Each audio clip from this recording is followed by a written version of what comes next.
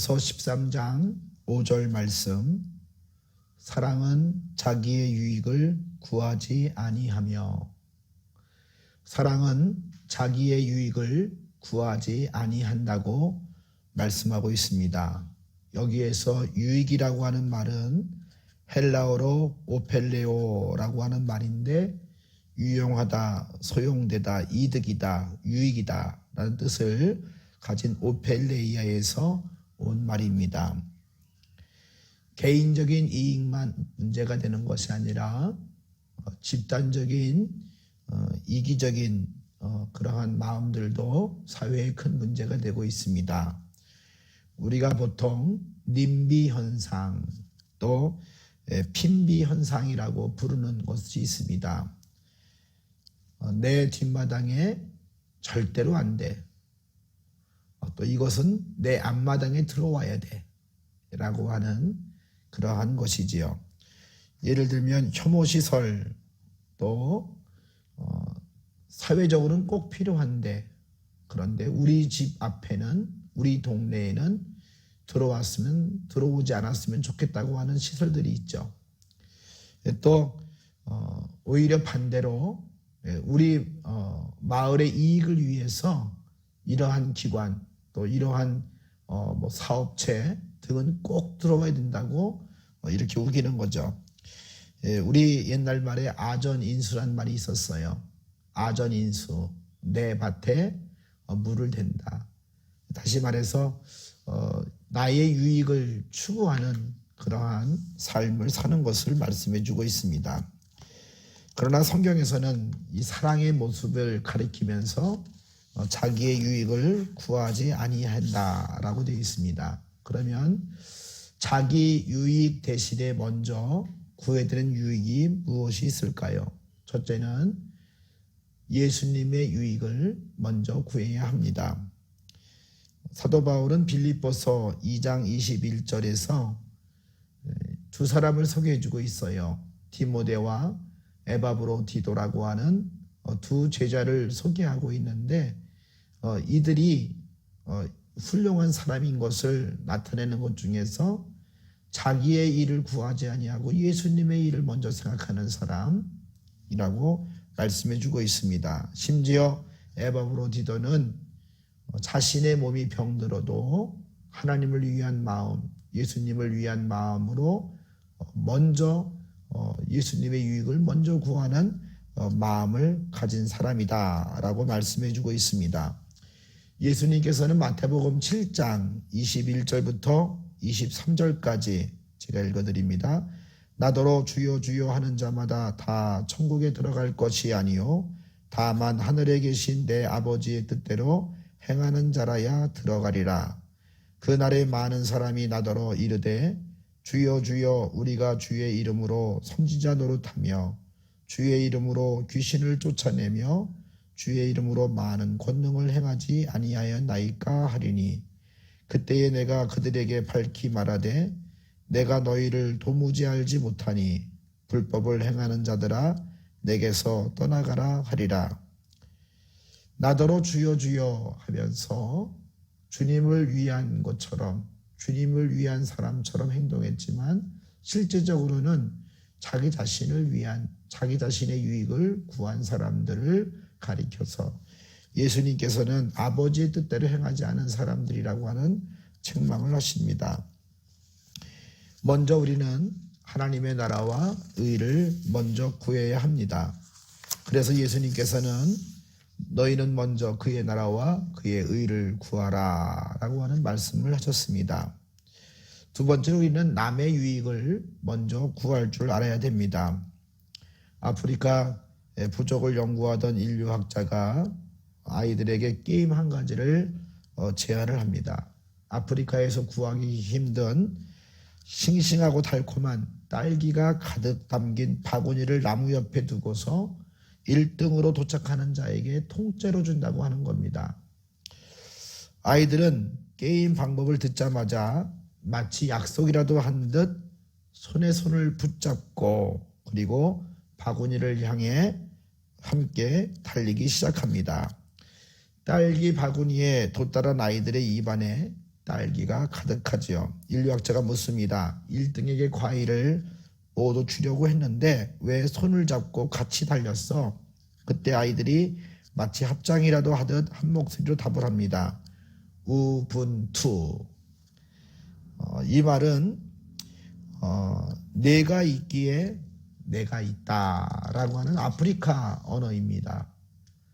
다른 사람이, 다른 친구가 슬픈데 어떻게 나만 기분 좋을 수 있겠어요? 라고 하는 그러한 말입니다. 우리 청년들도 우분투의 마음을 갖고 다른 사람의 유익을 구하는 삶을 사시기를 바랍니다.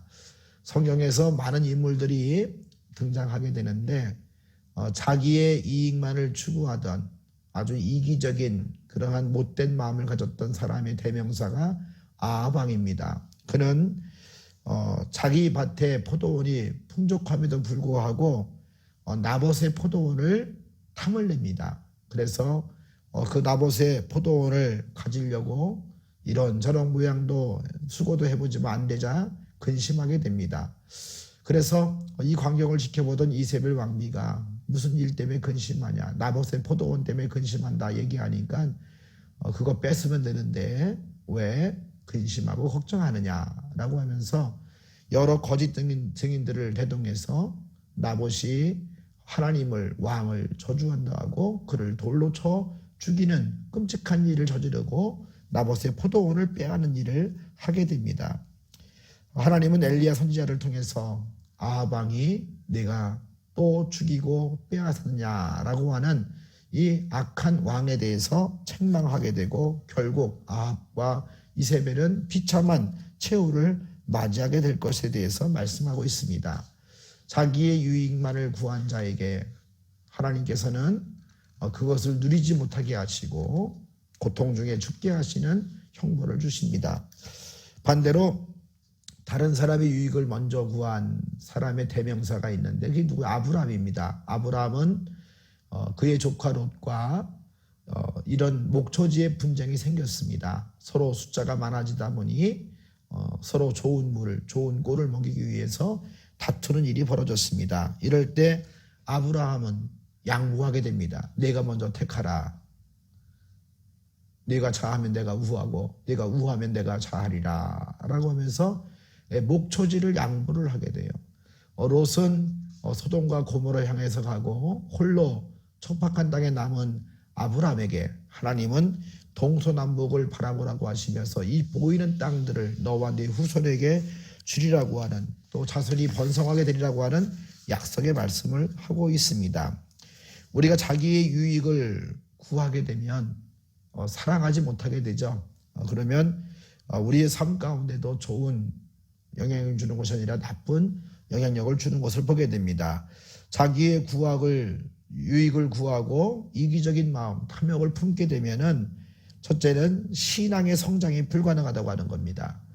예수님은 4가지 밭의 비유에 말씀하셨어요. 그런데 그 중에서 가시떨기에 떨어진 씨앗이 있는데 이것은 잘 자라다가 결정적인 순간에 자라지 못하는 그러한 이 밭의 모습, 씨앗의 모습을 보여주고 있습니다.